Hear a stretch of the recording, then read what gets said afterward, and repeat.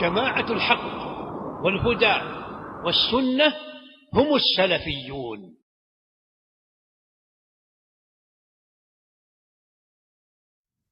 إن الحمد لله نحمده ونستعينه ونستغفره ونعوذ بالله من شرور أنفسنا ومن سيئات أعمالنا.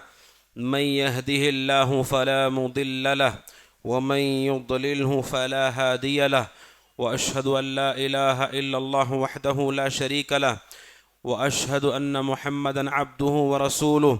يا أيها الذين آمنوا اتقوا الله حق تقاته ولا تموتن إلا وأنتم مسلمون.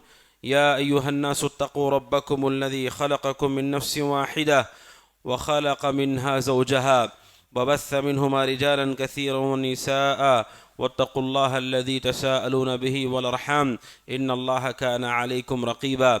يا أيها الذين آمنوا اتقوا الله وقولوا قولا سديدا يصلح لكم أعمالكم ويغفر لكم ذنوبكم، ومن يطع الله ورسوله فقد فاز فوزا عظيما.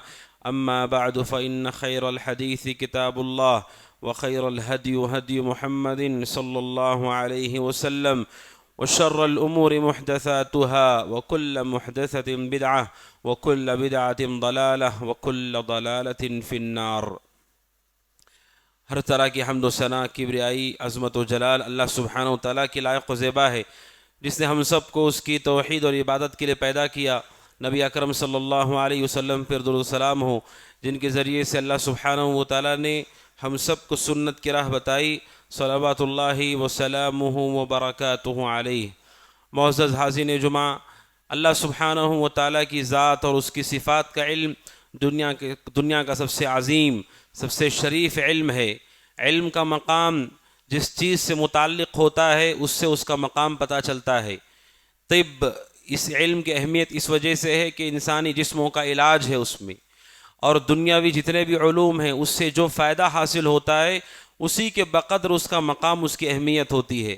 دنیا کا سب سے شریف اور سب سے عظیم علم اللہ سبحانہ و تعالیٰ کی ذات اور صفات کا علم ہے، چونکہ اس میں اللہ تعالیٰ کی ذات پر گفتگو ہوتی ہے، اس کی صفات پر بات ہوتی ہے، جس پر ہماری نجات موقوف ہے. یہ دنیا کا سب سے عظیم اور سب سے شریف علم ہے.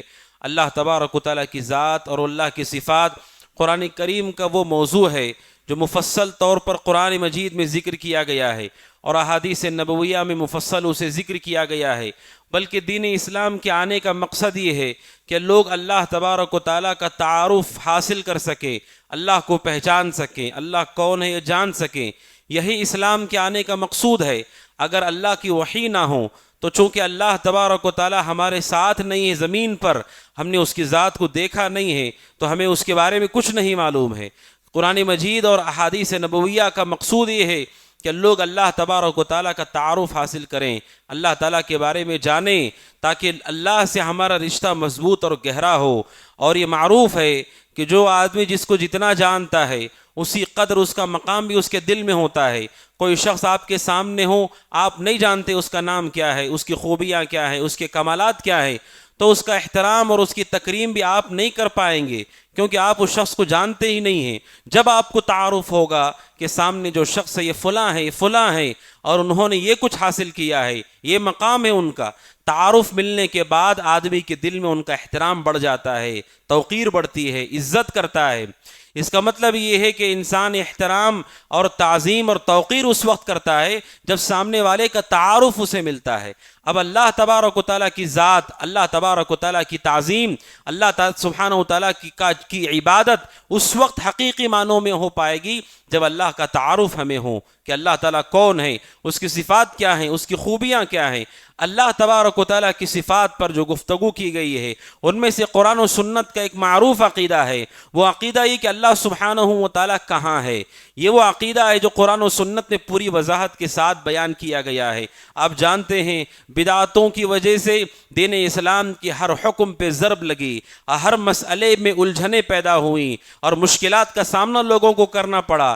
شریعت اسلامیہ کا یہ واضح اعتقاد کہ اللہ تعالیٰ کہاں ہے، اس عقیدے کو لے کر امت کے اندر اس طرح سے بدعات کو داخل کیا گیا کہ امت کے اندر آپ دیکھتے ہیں بہت سارے لوگوں کو اللہ تبارک و تعالیٰ کی ذات کہاں ہے یہ نہیں معلوم۔ اب سوچئے تعارف کی بنیاد یہ ہے، کم از کم آپ کو اتنا پتا ہو کہ یہ آدمی کہاں ہے، کہاں رہتا ہے، کیا نام ہے، کیا خوبیاں ہیں۔ آدمی کو یہ بھی نہیں پتا کہ یہ کون ہے، کہاں سے تعلق رکھتے ہیں، آپ نے کیا تعارف حاصل کیا۔ لوگوں کو یہی نہیں معلوم کہ اللہ تبارک و تعالیٰ کہاں ہے، اللہ تبارک و تعالیٰ کی ذات کہاں ہوتی ہے۔ تو آپ سوچئے کہ اللہ کا تعارف ہم نے کیا حاصل کیا، کیا اللہ کو ہم نے پہچانا ہے، اللہ تبارک و تعالیٰ کہاں ہے۔ یہ عقیدہ قرآن و سنت میں پوری وضاحت کے ساتھ بیان کیا گیا ہے۔ لوگوں میں مشہور ہے، لوگ کہتے ہیں کہ اللہ تبارک و تعالیٰ ہر جگہ موجود ہے، ہر چیز میں موجود ہے، ہر جگہ وہ ہوتا ہے۔ بعض لوگوں کا یہ عقیدہ ہے کہ اللہ تعالیٰ ہر جگہ ہے، ہر چیز میں ہے۔ بعض لوگ یہ عقیدہ رکھتے ہیں، اور بعض لوگوں کا عقیدہ یہ ہے کہ اللہ تبارک و تعالیٰ صرف پاکیزہ جگہوں میں ہوتا ہے، جیسے حرم ہے، مدینہ ہے، مکہ ہے، مسجدیں ہیں، جو پاک جگہ ہیں وہاں اللہ تعالیٰ ہوتا ہے۔ اور بعض لوگوں کا یہ عقیدہ ہے کہ اللہ تبارک و تعالیٰ مومن کے دل میں ہوتا ہے، مومن کا دل اللہ تبارک و تعالیٰ کے رہنے کی جگہ ہے۔ اور بعض لوگ یہ کہتے ہیں کہ اللہ تبارک و تعالیٰ کہاں ہے، اس کے بارے میں ہمیں کچھ بھی نہیں بتایا گیا، ہم نہیں جانتے کہ وہ کہاں ہے۔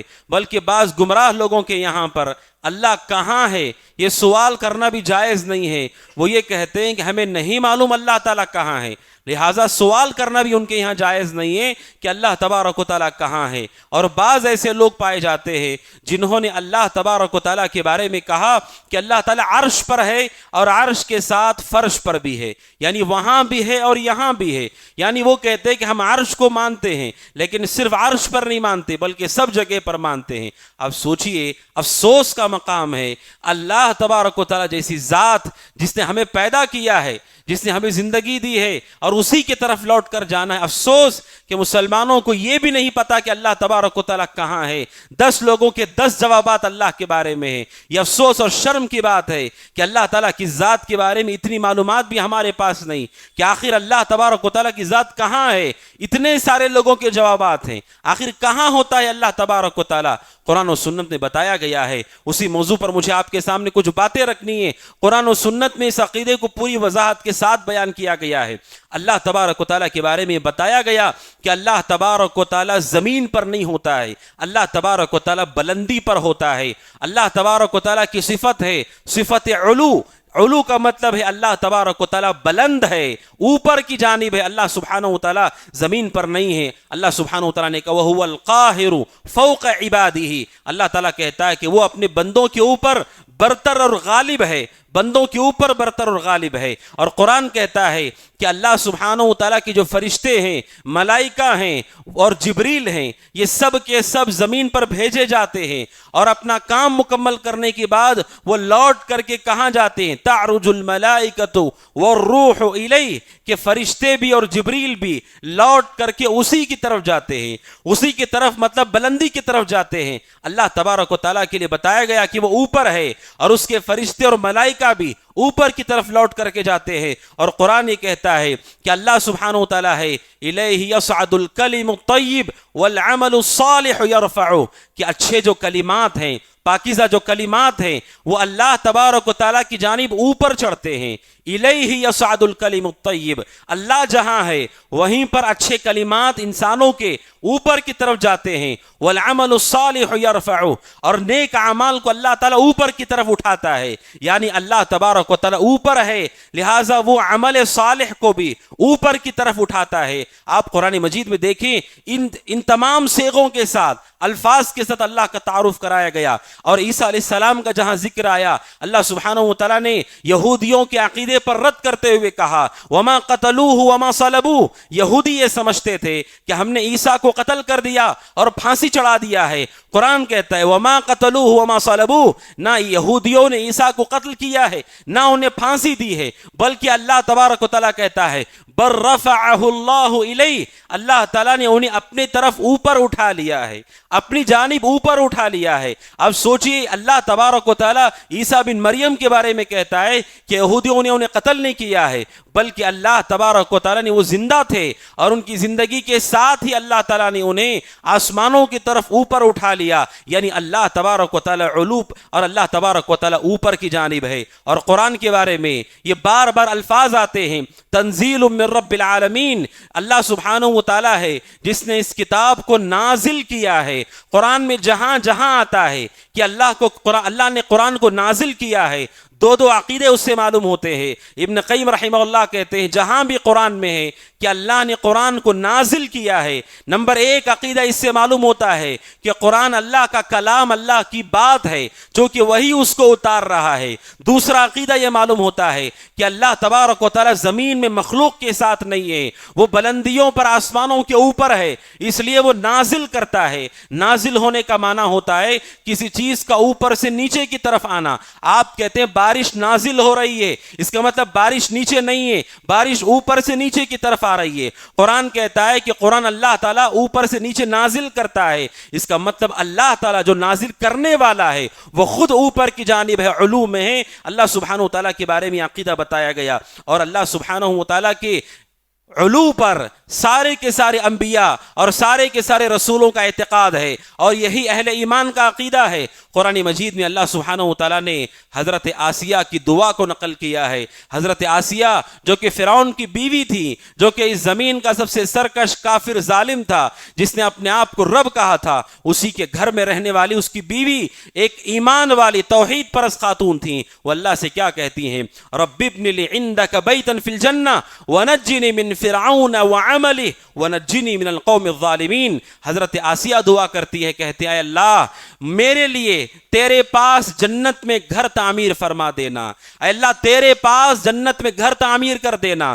حضرت آسیہ اپنا عقیدہ بتاتی ہیں کہ اللہ تبارک و تعالیٰ اوپر کی جانب ہے اور جنت بھی اوپر کی طرف ہے، اے اللہ تیرے پاس جہاں تو ہے، اللہ تیرے پاس جنت میں میرے لیے گھر کو تعمیر کر دینا، اور مجھے فرعون کے عمل سے اور اس کے شر سے بچا، ونجنی من القوم الظالمین، اور ظالم قوم سے مجھے بچا لے۔ یعنی حضرت آسیہ کا یہ عقیدہ ہے کہ اللہ تبارک و تعالی عرش پر ہے، اللہ تبارک و تعالی بلندی پر ہے، وہ ہر جگہ مسجدوں میں دلوں میں نہیں ہوتا ہے، بلکہ اللہ تبارک و تعالی علو میں ہے۔ اور اللہ کے نبی صلی اللہ علیہ وسلم نے متعدد احادیث میں اس بات کو ذکر کیا ہے کہ اللہ تبارک و تعالی کی ذات زمین پر لوگوں کے ساتھ نہیں ہے۔ مشہور حدیث بخاری مسلم کی، اللہ کے نبی صلی اللہ علیہ وسلم نے فرمایا جب لوگ دین سننے کے لیے جمع ہوتے ہیں اور اللہ تبارک و تعالی کا تذکرہ کرتے ہیں، اللہ کو یاد کرتے ہیں، اللہ کے نبی صلی اللہ علیہ وسلم نے فرمایا اللہ انہیں بدلہ دیتا ہے۔ کیا بدلہ دیتا ہے؟ وَذَكَرَهُمُ اللَّهُ فِي مَنْ عِنْدَهُ، جو اللہ کو یہاں یاد کرتا ہے، اللہ تبارک و تعالی اوپر اپنے فرشتوں کے سامنے انہیں یاد کرتا ہے۔ اب سوچئے حدیث بالکل واضح طور پر کہتی ہے آپ زمین میں اللہ کو یاد کرتے ہیں، اللہ تعالیٰ بلندی پر فرشتوں کے سامنے آپ کو یاد کرتا ہے۔ یہ حدیث رسول ہے جو بیان کرتی ہے، اور ان تمام صفات الفاظ کے ساتھ قرآن مجید کا واضح لفظ ہے اللہ تبارک و تعالیٰ کے بارے میں، ثم استوى علی العرش، کہ اللہ تبارک و تعالیٰ وہ ہے جو عرش پر مستوی ہے۔ اور قرآن نے کئی جگہ پر اس کا ذکر کیا، خلق السماوات والارض، اس نے زمین آسمان کو پیدا کیا، اور پیدا کرنے کے بعد ثم استوى علی العرش، اس کے بعد وہ عرش پر مستوی ہو گیا۔ عرش پر مستوی ہونے کا مطلب اللہ تبارک و تعالی عرش پر بلند ہو گیا۔ اللہ تعالی زمین و آسمان میں نہیں ہے، بلکہ آسمانوں کے اوپر اللہ کا عرش ہے، اور عرش پر اللہ تبارک و تعالی کی ذات ہے۔ سورۃ طٰہٰ میں 2 جگہ پر اللہ نے کہا الرحمن علی العرش استوى، کہ رحمان عرش پر مستوی ہے۔ یہ وہ الفاظ ہیں جو صراحت کے ساتھ بتاتے ہیں کہ ہمارا رب کہاں ہے۔ وہ خود کہتا ہے میں نے زمین و آسمان کو پیدا کیا، 6 دنوں میں پیدا کیا، پھر اس کے بعد اللہ کہتا ہے میں عرش پر مستوی ہو گیا۔ اس کا مطلب یہ ہے کہ اللہ تبارک و تعالیٰ کی ذات عرش پر مستوی ہے۔ یہ قرآن کریم کا بالکل واضح اور صریح فیصلہ ہے، اور احادیث میں رسول اکرم صلی اللہ علیہ وسلم نے عرش کے بارے میں کیا کہا؟ صحیح بخاری کی روایت ہے، حضرت ابو ہریرہ رضی اللہ تعالیٰ عنہ کہتے اللہ کے نبی صلی اللہ علیہ وسلم نے فرمایا لما قضى اللہ الخلق، جب اللہ تعالیٰ نے مخلوق کا فیصلہ کیا، کتب کتاب، اللہ تعالیٰ نے ایک کتاب لکھی، اس میں اللہ نے کیا لکھا؟ اللہ سبحانہ وتعالی نے کتاب لکھی، فَهُوَ عِنْدَهُ فَوْقَ الْعَرْشِ، اور وہ جو لکھا اللہ تبارک و تعالیٰ نے، وہ لکھی ہوئی کتاب اس کے پاس عرش پر ہے، فَهُوَ عِنْدَهُ، وہ کتاب اللہ کے پاس ہے، فوق العرش، عرش کے اوپر وہ کتاب ہے، اس میں کیا لکھا ہے؟ ان رحمتی غلبت علی غضبی، کہ میری رحمت میرے غصے پہ غالب رہے گی۔ جب اللہ نے مخلوق کا فیصلہ کیا تو اس نے کتاب لکھی، اور اس کتاب کے اندر لکھا ہے کہ بے شک میری رحمت میرے غصے پر آگے گئی ہے، غالب ہے، یعنی میری رحمت غصے پر غالب رہے گی، یہ لکھا ہوا ہے۔ اللہ کے نبی نے کہا کہاں لکھا ہوا ہے؟ فَهُوَ عِنْدَهُ فَوْقَ الْعَرْشِ، یہ لکھا ہوا ہے اللہ کے پاس جو کہ عرش پر رکھی ہوئی کتاب ہے۔ اب سوچئے، یہ قرآن حدیث کے واضح دلائل ہیں جو ہمیں بتاتے ہیں کہ اللہ تبارک و تعالیٰ کی ذات کہاں پر مستوی ہے؟ اللہ تبارک و تعالیٰ عرش پر مستوی ہے۔ اور اس کے بعد حدیث کی طرف آئیے، صحیح مسلم کی وہ واضح حدیث، جس حدیث کو اہل علم کہتے ہیں کہ وہ اہل ایمان کے لیے دلوں کی ٹھنڈک رکھنے والی حدیث ہے، اور گمراہ لوگوں کے لیے بجلی کی طرح پڑنے والی حدیث ہے۔ حضرت معاویہ بن حکم السلمی رضی اللہ تعالیٰ کہتے ہیں کہ میری ایک لونڈی تھی جو حد پہاڑ کے پاس بکریاں چرایا کرتی تھی۔ ایک مرتبہ میں گیا دیکھنے کے لیے تو میں نے دیکھا کہ بکریوں میں سے ایک بکری غائب ہے، اور لونڈی نے کہا ایک بھیڑیے نے آ کر بکری کو پکڑ لیا، دبوچ کر کے چلا گیا۔ حضرت معاویہ بن حکم کہتے ہیں رضی اللہ عنہ، میں بھی ایک انسان ہوں، مجھے غصہ آ گیا اور میں نے اسے ایک تماچا رسید کر دیا اور میں نے اسے تھپڑ مار دیا۔ مارنے کے بعد میں رسول صلی اللہ علیہ وسلم کے پاس آیا، جب غصہ ٹھنڈا ہوا اللہ کے نبی کے پاس آیا اور میں نے آ کر کے کہا کہ اللہ کے نبی، میں نے میری لونڈی کی غفلت پر ایک تھپڑ اسے مار دیا۔ اللہ کے نبی صلی اللہ علیہ وسلم فعظم ذلك، اللہ کے نبی صلی اللہ علیہ وسلم نے حضرت معاویہ کے اس کام کے غلط ہونے پر آپ نے اتنا اس کے بارے میں نصیحت کی۔ حضرت معاویہ کہتے مجھے احساس ہو گیا کہ میں نے بہت غلط کام کیا، فعظم ذلك، اللہ کے نبی نے اس غلط کام کے بارے میں اتنا کچھ کہا حضرت معاویہ سے کہ حضرت معاویہ کہتے مجھے احساس ہو گیا کہ میں نے بہت غلط کر دیا۔ تو میں نے کہا اللہ کے نبی، پھر میں اپنی غلطی سے توبہ کرنے کے لیے اس لونڈی کو ہی آزاد کر دوں گا۔ اب سوچئے، ایک تھپڑ رسید کر دیا تو اللہ کے نبی صلی اللہ علیہ وسلم نے جب بتایا کہ کتنا غلط ہے، کہا اللہ کے نبی میں پوری لونڈی کو آزاد کر دیتا ہوں۔ اللہ کے نبی نے کہا جاؤ اسے میرے پاس لے کر کے آؤ۔ حضرت معاویہ بن حکم سلمی رضی اللہ عنہ اس لونڈی کو اللہ کے نبی کے پاس لاتے ہیں۔ اللہ کے نبی نے اس لونڈی سے پوچھا این اللہ، بتاؤ اللہ کہاں ہے، بتاؤ اللہ تعالیٰ کہاں ہے۔ یہی لفظ اللہ کے نبی نے پوچھا، این اللہ، اللہ کہاں ہے؟ تو اس لونڈی نے اشارہ کرتے ہوئے کہا فی السماء، کہ اللہ تبارک و تعالیٰ آسمانوں کے اوپر ہے، آسمانوں کے اوپر ہے اللہ تبارک و تعالیٰ۔ اللہ کے نبی نے دوسرا سوال کیا، کہا من انا، میں کون ہوں؟ کہا انت رسول اللہ، آپ اللہ کے رسول ہیں۔ اللہ کے نبی صلی اللہ علیہ وسلم نے کہا حضرت معاویہ سے اعتقها فإنها مؤمنہ، آپ نے کہا جاؤ معاویہ اس کو آزاد کر دو، یہ مومنہ خاتون ہے، یہ مومنہ عورت ہے، اس کو آزاد کر دو۔ یہ عظیم حدیث ہے، اس حدیث میں متعدد فوائد ہیں۔ سب سے پہلا فائدہ ہے وہ یہ کہ یہ سوال کرنا کہ اللہ تعالیٰ کہاں ہے، یہ بدعت اور گمراہی نہیں ہے، یہ رسول کا جملہ ہے۔ آپ نے کہا اللہ تعالیٰ کہاں ہے، اور آپ نے ایک لونڈی سے پوچھا اللہ تبارک و تعالیٰ کہاں ہے۔ نمبر دو، اس لونڈی کا عقیدہ کیا ہے جو صحابی رسول کی لونڈی تھی، اس کا عقیدہ یہ ہے فی السماء، کہ اللہ تبارک و تعالیٰ آسمانوں کے اوپر ہے۔ وہ انگلی سے اشارہ کرتی ہے کہ اللہ تبارک و تعالیٰ آسمانوں کے اوپر ہے۔ اس لونڈی کا یہ عقیدہ نہیں ہے کہ اللہ تعالیٰ ہر جگہ ہر چیز میں ہے، مومنوں کے دلوں میں ہے، یہ عقیدہ اس کا نہیں ہے۔ وہ کہتی اللہ تعالیٰ آسمانوں کے اوپر ہے اور اشارہ کرتی اپنی انگلی سے۔ اور تیسرا، رسول اکرم صلی اللہ علیہ وسلم نے اس عورت کے اس جواب کو درست قرار دیتے ہوئے آپ نے اس لونڈی کے ایمان کی گواہی دی۔ آپ نے کہا جاؤ اسے آزاد کر دو، یہ مومنہ عورت ہے۔ اسی وجہ سے محمد طاہر المقدسی رحمہ اللہ کہتے ہیں ایمان کے لیے شرط ہے کہ جب تک آدمی دل میں یہ عقیدہ نہ رکھے، زبان سے یہ نہ کہہ دے کہ اللہ تعالیٰ عرش پر ہے، آسمانوں کے اوپر ہے، اس وقت تک کوئی آدمی مومن نہیں ہو سکتا۔ کیونکہ آپ نے اس لونڈی سے کہا یہ مومنہ ہے، جب تک اس کا عقیدہ ہمارا عقیدہ نہ ہو ہم کبھی مومن نہیں ہو سکتے. یعنی ایمان کی شرط ہے یہ کہ ہر آدمی کو یہ عقیدہ رکھنا ہوگا اور زبان سے اقرار کرنا ہوگا کہ اللہ تبارک و تعالیٰ کی ذات عرش کے اوپر ہے, ہر جگہ اللہ تبارک و تعالیٰ نہیں ہے. یہ عقیدہ رسول اکرم صلی اللہ علیہ وسلم کے اس لونڈی نے بیان کیا اور رسول اکرم صلی اللہ علیہ وسلم نے اس کے ایمان کی گواہی دی. آپ جانتے ہیں اس حدیث کو لے کر کے گمراہ لوگوں نے اتنا کچھ اس حدیث کو بدلنے کی کوشش کی, لیکن مصیبت یہ ہے کہ یہ حدیث صحیح مسلم کی حدیث ہے اور صحیح بخاری اور صحیح مسلم کی حدیثیں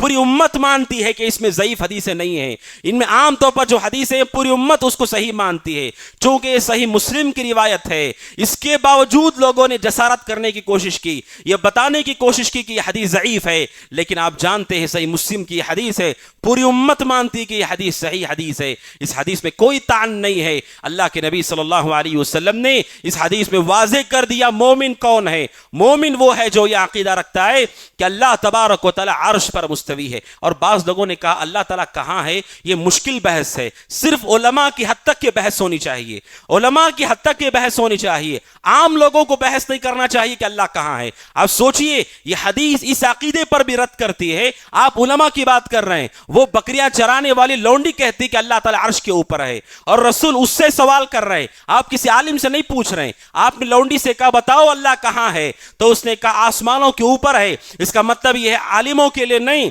بلکہ مسلمان ہر بچے, جوان, بوڑھے, مرد, عورت کا یہ عقیدہ ہونا چاہیے کہ اللہ تبارک و تعالیٰ کی ذات عرش کے اوپر مستوی ذات ہے.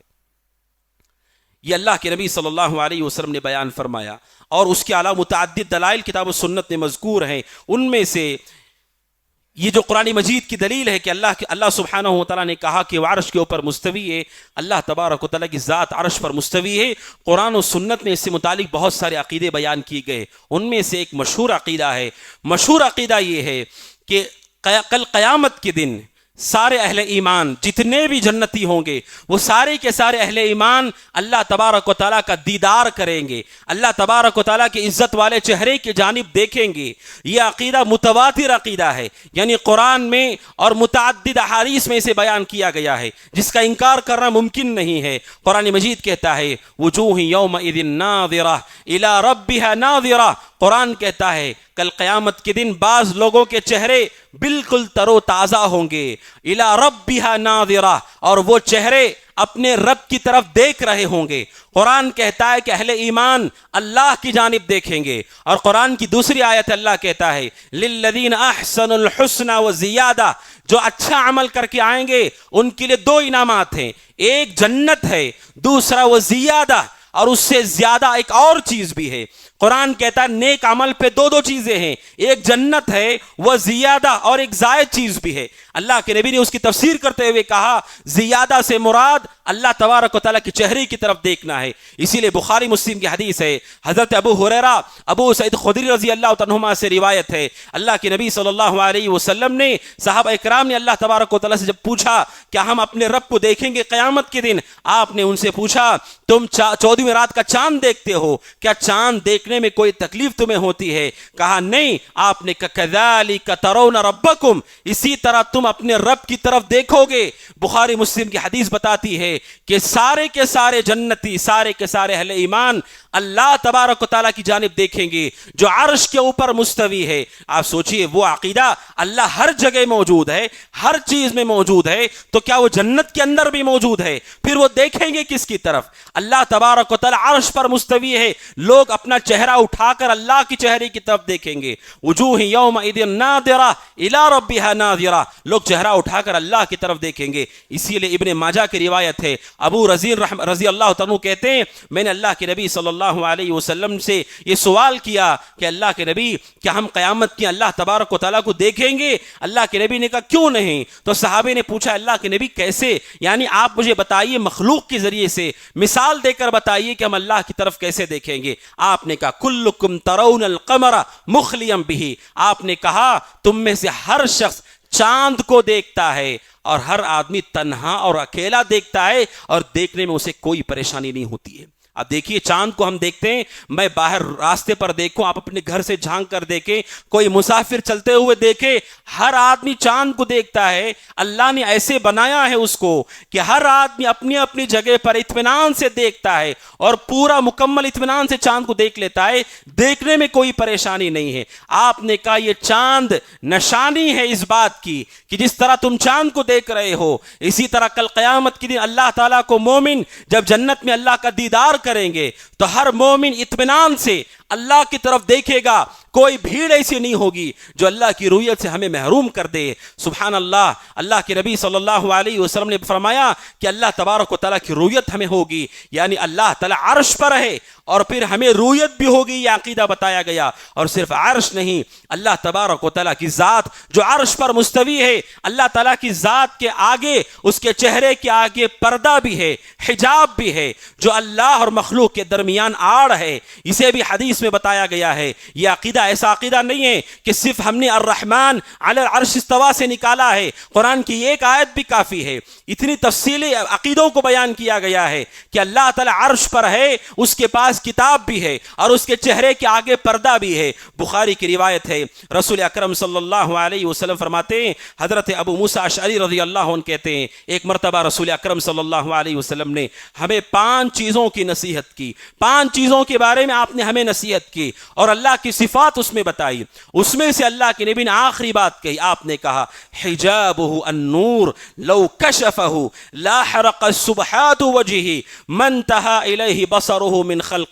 آپ نے کہا سبحان اللہ والحمدللہ ولا الہ الا اللہ واللہ اکبر۔ اللہ کے نبی نے فرمایا ہمارا جو رب ہے جو عرش پر مستوی ہے، اس کے چہرے کے آگے نور کا پردہ اور حجاب ہے، نور کا پردہ اور حجاب ہے۔ اللہ کے نبی نے کہا لو کشفہ، اگر اللہ تعالیٰ اس پردے کو ہٹا دے، اگر دنیا میں اسے ہٹا دیا جائے، پردے کو اگر ہٹا دے، لا حرق سبحات وجہہ، اللہ کا چہرہ اتنا منور ہے اور ایسی بہا اور عظمت ہے اس کی، اگر چہرے پر سے پردہ ہٹ جائے، اللہ کے چہرے کے نور سے، اس کی بہا سے ہر مخلوق جل کر کے راکھ ہو جائے گی۔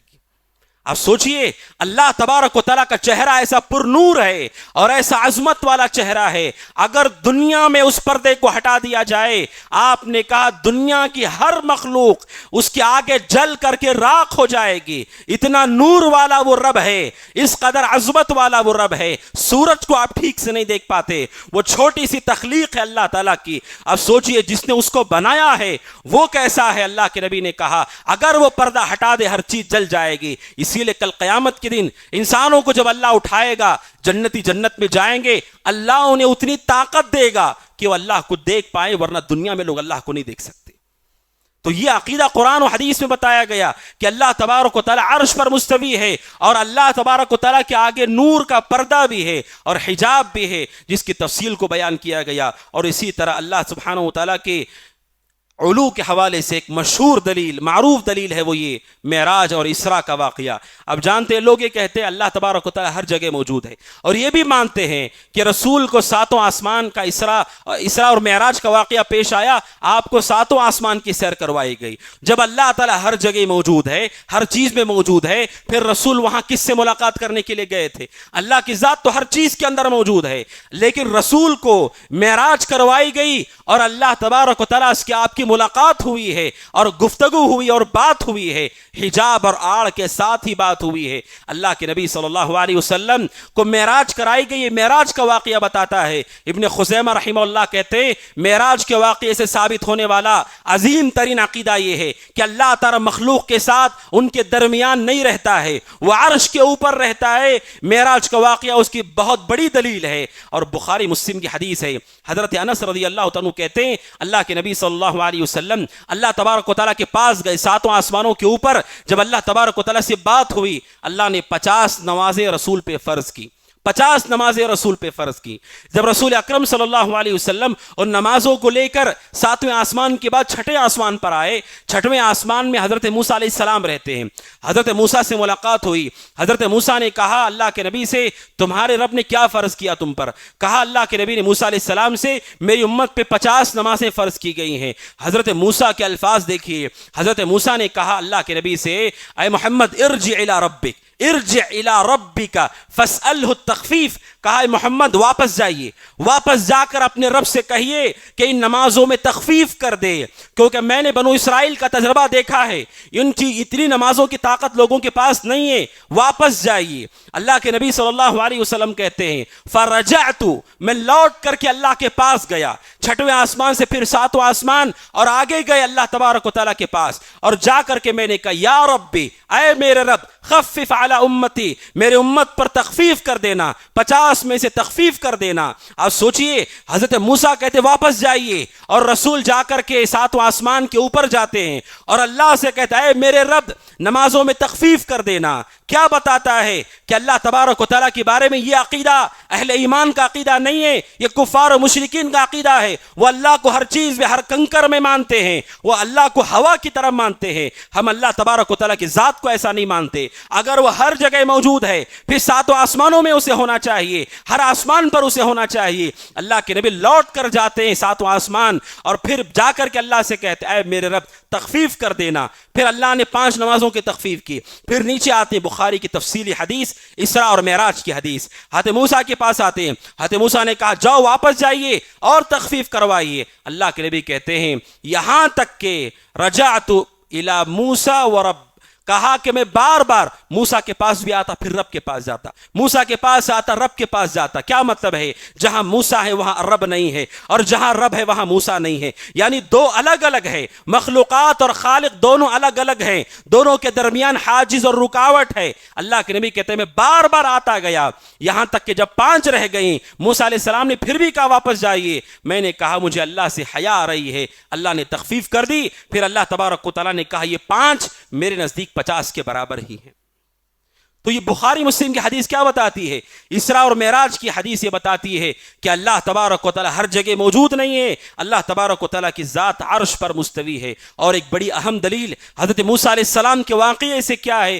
موسیٰ علیہ السلام اللہ سے ملاقات کرنے کے لیے پہاڑ پر گئے، اور جب موسیٰ علیہ السلام اللہ سے بات کر رہے تھے، موسیٰ علیہ السلام کو اتنا اچھا محسوس ہو رہا تھا، حضرت موسیٰ کے دل میں تمنا پیدا ہوئی کہ جس رب سے میں بات کر رہا ہوں میں ایک مرتبہ دیکھ سکوں تو کتنا اچھا ہوگا۔ تو موسیٰ علیہ السلام نے اللہ سے درخواست کرتے ہوئے کہا ربی ارینی انظر الیک، کہا اے میرے رب مجھے اپنے آپ کو دیکھنے کا موقع دینا، میں تجھے دیکھنا چاہتا ہوں۔ آج سوچئے کتنی بڑی شرف کی بات ہے کہ کوئی آدمی اپنے رب سے بات کر رہا ہے، اور کتنا دلاسا اطمینان حضرت موسیٰ کو ہوا ہوگا۔ تو آگے کا بھی سوال کر لیا کہ جب بات کر رہا ہوں تو اللہ کو دیکھ لوں، کہا اے میرے رب میں تجھے دیکھنا چاہتا ہوں۔ اللہ تبارک و تعالی نے موسیٰ سے کہا لن ترانی، اے موسیٰ تم مجھے نہیں دیکھ سکتے، یعنی دنیا کی زندگی میں ان آنکھوں سے نہیں دیکھ سکتے۔ لیکن آگے اللہ نے کہا وَلَكِنْ انظُرْ إِلَى الْجَبَلِ، کہا موسیٰ پہاڑ کو دیکھو، فَإِنِ اسْتَقَرَّ مَكَانَهُ، اگر پہاڑ اپنی جگہ پر رہ گیا تو تم مجھے دیکھ پاؤ گے۔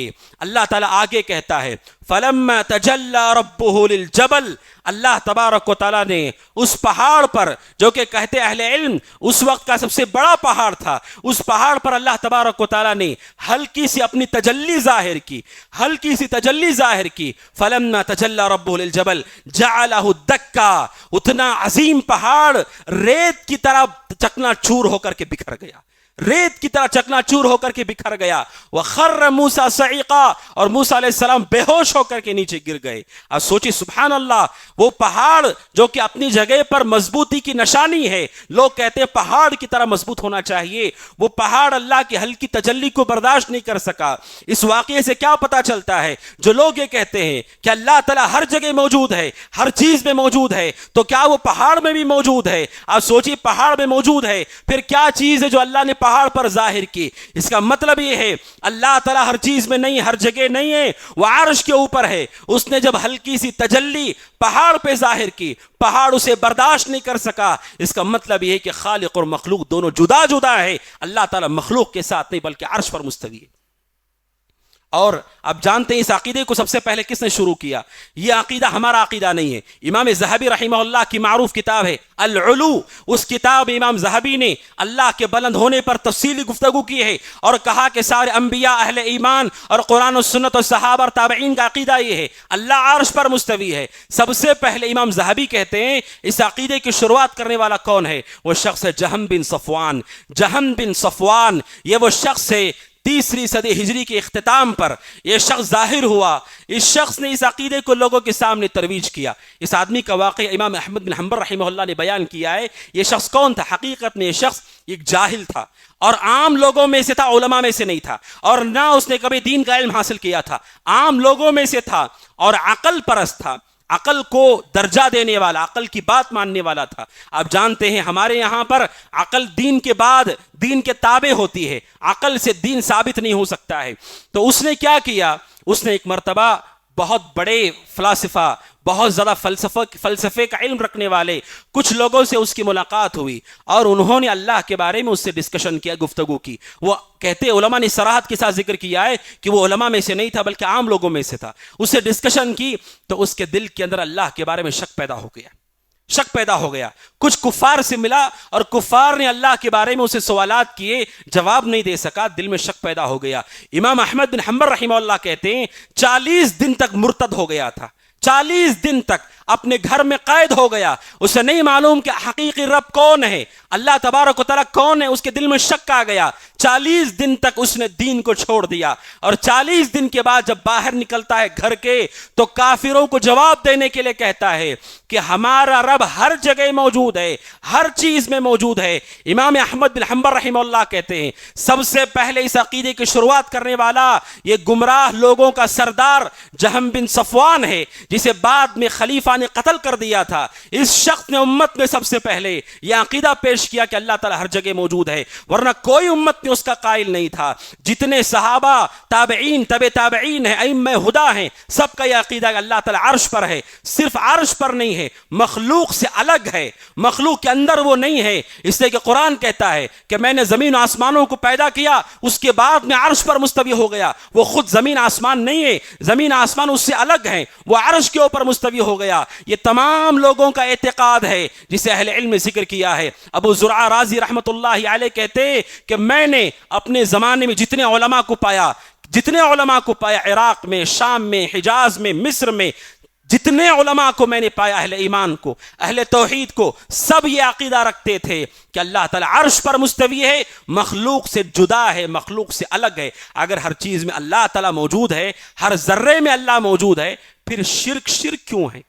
پھر شرک کیوں ہے؟ کوئی آدمی پتھر کے سامنے جھکتا ہے، پھر آپ کے عقیدے کے مطابق تو اس میں بھی اللہ ہی ہے، پھر شرک کیوں ہے؟ پھر وہ غلط کیوں ہے؟ ہم یہ کہتے ہیں اللہ تبارک و تعالیٰ عرش پر مستوی ہے، اس کا علم ہر جگہ موجود ہے، اس کی قدرت، اس کی پکڑ ہر چیز کو گھیر رکھے ہے. اسی وجہ سے شیخ الاسلام ابن تیمیہ رحمہ اللہ کہتے ہیں جیسے اللہ کے نبی نے حدیث میں بتایا، چاند پر غور کیجئے، چاند پر غور کیجئے کہ چاند ہے اوپر، لیکن ہر آدمی جب چلتا ہے تو اسے لگتا ہے میرے ساتھ ہے وہ، میرے ساتھ ہے وہ. اس کا مطلب یہ ہے کسی کے ساتھ ہونے کے لیے زمین پر ساتھ میں کھڑا ہونا ضروری نہیں ہے. اگر آپ کہتے ہیں نہیں جو بھی ساتھ ہے اسے میرے ساتھ ہی ہونا ہے، تو آپ خود کہتے ہیں کہ میں چل رہا ہوں، چاند بھی میرے ساتھ چل رہا ہے، آپ کے ساتھ ہے کا مطلب وہ اوپر ہی ہے، لیکن وہ ایسی مخلوق ہے کہ آپ کو اچھی طرح لگ رہا ہے کہ وہ آپ کے ساتھ چل رہا ہے. اللہ تعالیٰ اس سے بھی زیادہ عظیم ہے اور اس سے بڑا ہے. اللہ اکبر، اللہ ہر چیز سے بڑا ہے. وہ آسمانوں کے اوپر عرش پر ہے، لیکن اس کا علم ہر جگہ ہے، ہر چیز کو وہ دیکھ رہا ہے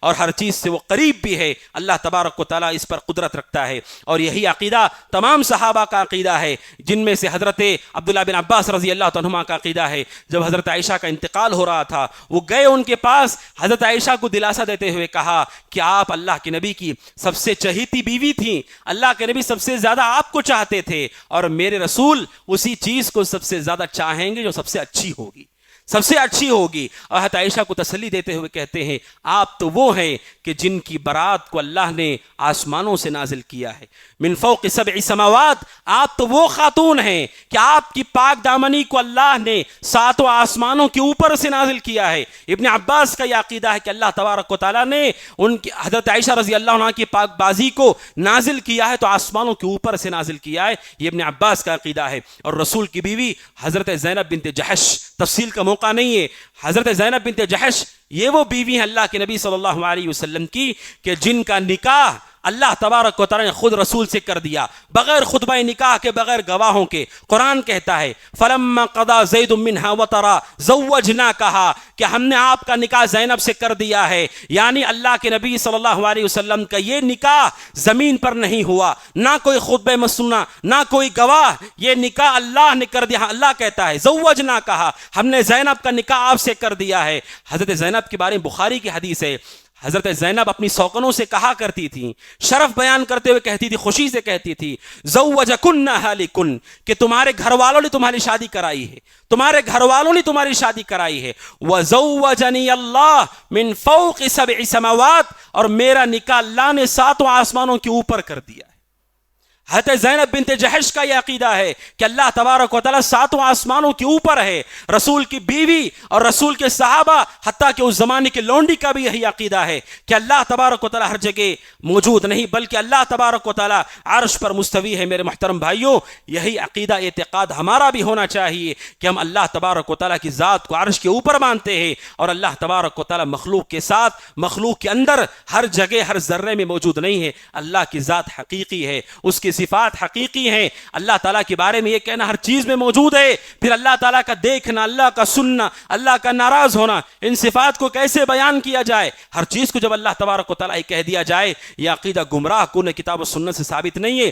جو عقیدہ صحابہ کا، قرآن کا، حدیث کا اور سارے سلف صالحین کا عقیدہ ہے، جس پر امت کا اجماع رہا، وہ عقیدہ یہ ہے کہ اللہ تبارک و تعالیٰ کی ذات عرش کے اوپر مستوی ہے، اس کا علم ہر جگہ ہے، ہر چیز کو پکڑ سکتا ہے، ہر چیز کو اس نے گھیر رکھا ہے، کوئی چیز اس کے احاطے سے باہر نہیں ہے۔ حتیٰ کہ حدیث میں ہے جب کوئی آدمی نماز پڑھتا ہے، اللہ تبارک و تعالیٰ کے سامنے وہ موجود ہے، اللہ تبارک و تعالیٰ اس کے سامنے، اس کے مقابل میں ہے۔ ابن تیمیہ رحمہ اللہ کہتے ہیں آسمان کو سر اٹھا کے دیکھیے، آپ آسمان کو سر اٹھا کر دیکھیے، آپ جہاں سے بھی دیکھیں گے آسمان آپ کے سامنے ہی ہے، آسمان آپ کے سامنے ہی ہے، جو مخلوق ہے اللہ تبارک و تعالیٰ کی۔ تو پھر اللہ کے بارے میں عقیدہ ہمارا ہے کہ اللہ تعالیٰ عرش پر ہے، ہر چیز کو دیکھ رہا ہے، اور اللہ تبارک و تعالیٰ ہر چیز پر قدیر ہے۔ اللہ سبحانہ و تعالیٰ سے دعا کہ اللہ تبارک و تعالیٰ ہم سب کے عقیدے کی اصلاح فرمائے، اور ہر طرح کے گمراہ کن اعتقاد سے اللہ ہماری حفاظت فرمائے، اور اللہ سبحانہ و تعالیٰ دنیا میں رکھے، ایمان پر رکھے، عمل صالح پر رکھے، اپنے پاس بلائے، اس حال میں بلائے کہ اللہ ہم سے راضی ہو،